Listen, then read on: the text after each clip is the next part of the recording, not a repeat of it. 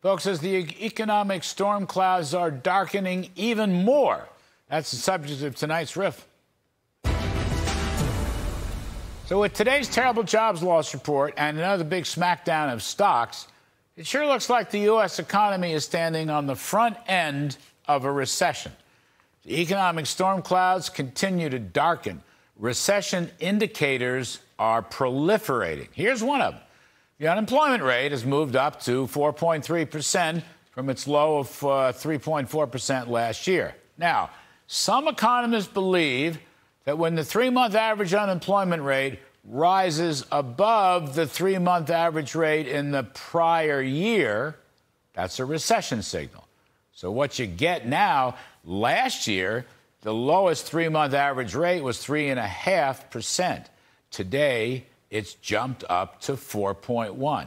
Those are smooth three-month smoothing techniques, but they tell a very disappointing story. Now, besides the rising unemployment rate in July, 352,000 people were reported as unemployed. That is the biggest number in a long time.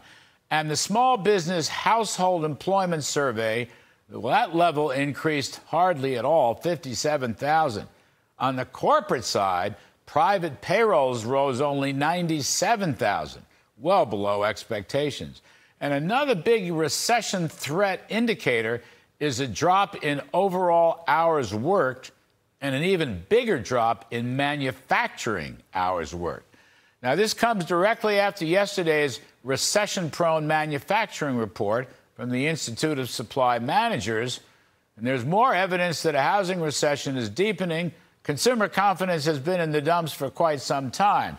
We can say with certainty that a recession has arrived when the levels of income, jobs, industrial production, and total retail sales begin to fall. That is the classic recession definition from the NBER, the National Bureau of Economic Research. But that has not happened yet, okay? The Biden-Harris administration has already suffered at least a mini recession in the first half of 2022 when skyrocketing 9% inflation drove GDP down for 2 consecutive quarters. And, of course, the soft underbelly of Bidenomics, now Kamalanomics, question mark, is the ongoing, how do you like that, fellas? Kamalanomics? I hope I get that right. Anyway, is the affordability crisis, where the level of consumer prices has surged 20% during their entire term. The year-to-year change in the CPI has gone down from 9% to 3%, but tell that to middle-class working folks sitting around their kitchen table trying to figure out how to buy groceries or gasoline or pay insurance costs and afford day-to-day essential consumer goods. And these consumer price numbers no longer include high borrowing costs for mortgages, car insurance, and today's 20 to 25% credit cards. Meanwhile, all the liberals want the Fed to slash their interest rate targets to avoid a recession. But Fed policy changes in August or September, they won't impact the economy for at least a year. Meanwhile, the plunge in market bond yields looks like a coincident indicator of recession, even while lower interest costs might be welcome. You take a look at what Kamala Harris seems to be promoting. She wants the Fed to cut their interest rates. But meanwhile, she wants to put into place huge tax hikes and keep up the overregulation of business and energy. You know what you get out of that? Inflationary recession.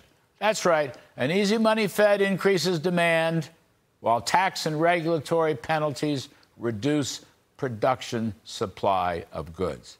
But you're never going to believe this one, folks. No, you hold on, strap in.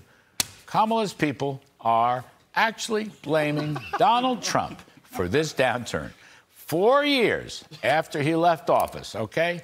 You can't even take a breath after that. Now, that's even better than she doesn't believe in a ban on fracking. Ha, ha, ha. Trump, on the other hand, is much smarter, honestly.